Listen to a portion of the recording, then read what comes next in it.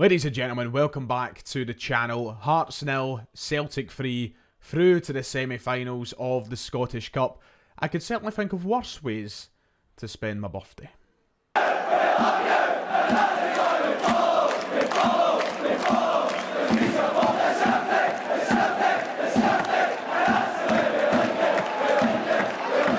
If you haven't already, make sure to hit like and subscribe. It would be very much appreciated. As Celtic, as I said, head through to yet again another trip at Hampden, a Scottish Cup semi-final. We're well and truly on the quest for the treble now. I know that Ange has been very reserved in dropping the T word, and he's been saying we're focusing one game at a time, but you can't help but get a wee bit ahead of yourself thinking about the prospect of all three trophies. Now with one step closer to that cup final. Obviously the draw will be done on Monday night to see who will play at Hampden. It could be Rangers, it could be Inverness, who went through last night. It could be it could be Ayr or Falkirk as well. We'll just have to wait and see. But one thing we know for certain is we'll be there, and we're truly on our way to making this a very special season. I'm buzzing, smiles on my face, with embarrassed hearts yet again today. And even though some were saying we beat the B team on Wednesday night, what's the excuse today? Because we've came to your own stadium, you've played your best team, and we've left yous with egg on your face. I love it. I was actually going to go with the phrase with your scants down there, but I'll go with egg in your face. It's probably more, it's not as explicit, is it? Yeah, very happy from what we've seen today at Tynecastle. Obviously a difficult place to go, they say. That's usually the phrase, but in recent times we've not struggled. That's now a good run that Anne just put together on our visits to Tynecastle. It seems like it's just wherever we go, we are hitting all the high notes, we're playing the best, we're singing from the same hymn sheets, nobody's stopping us, and it's got to the point now where I'm genuinely wondering who is going to stop us in Scotland. You know, domestically we seem to be miles ahead of everyone. I love it, keep it that way. But Hearts, who are meant to be the third best team in the country, you know, we make the joke that sometimes they lie down to Rangers. Christ, you could make the excuse that they were lying down for us today because we made them look amateur at points in that game. I thought we were really, really good. I think the first and second half were two kind of different games, and I think we were certainly better in the opening 45.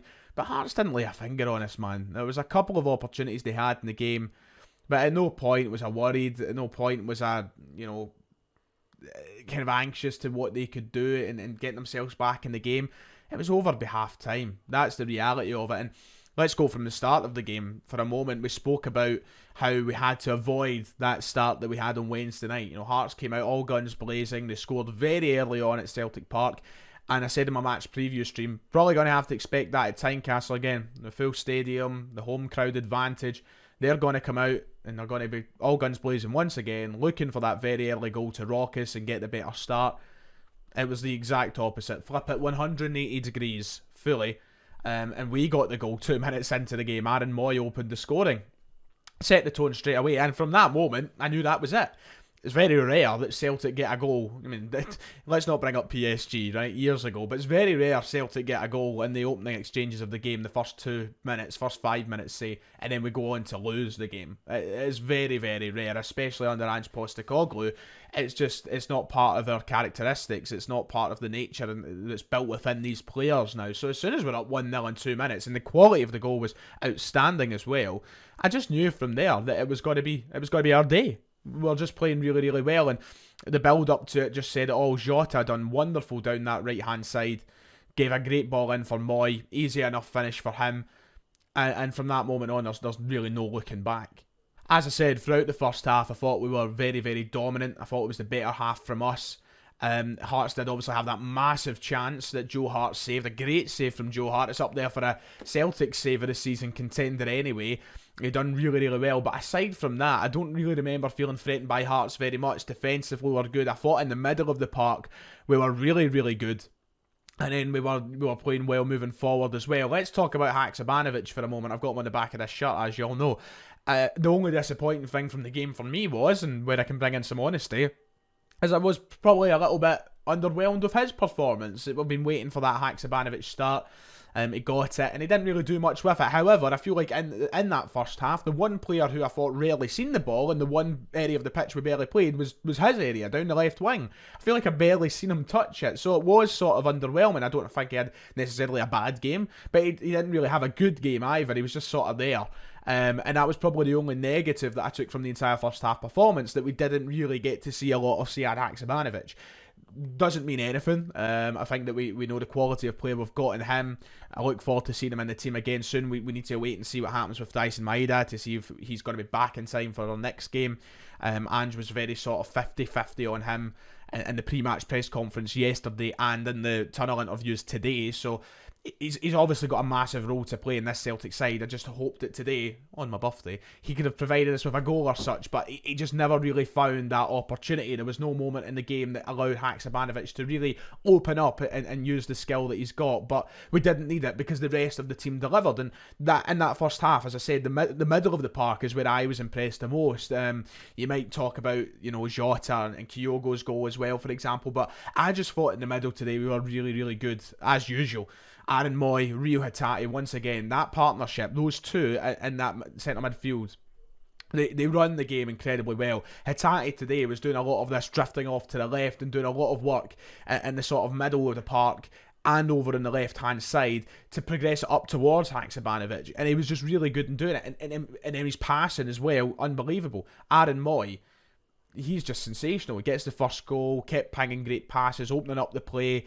He was really kind of dragging the Hearts defenders all over the place with where he could pin a pass. So I thought in the middle we were really, really impressive, and I thought that's what separated the two sides for the large portion of that first half, in my opinion.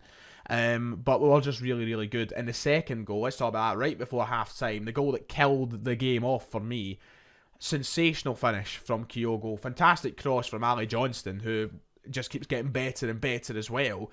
But the finish from Kyogo is world class. 26 goals in all competitions this season. It's the 11th of March. This season goes on till the end of May. He's got 10 more league games. He's got a Scottish Cup semi-final and potentially a Scottish Cup final. He's got potentially 12 games to add to 26 already this season. He's going to hit the 30. There's no question. It's just about where beyond the 30 he goes now. It could be anything. It could be up to 40.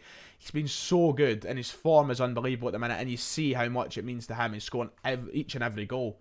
They're all as important as the last. So a brilliant goal from us. It really tied together what was, I thought, a really impressive first half performance from Celtic, and you knew the game was over by half time. Second half, I think we took our foot off the gas a little bit. We're still good enough to obviously go out, score another goal, keep a clean sheet and win the game.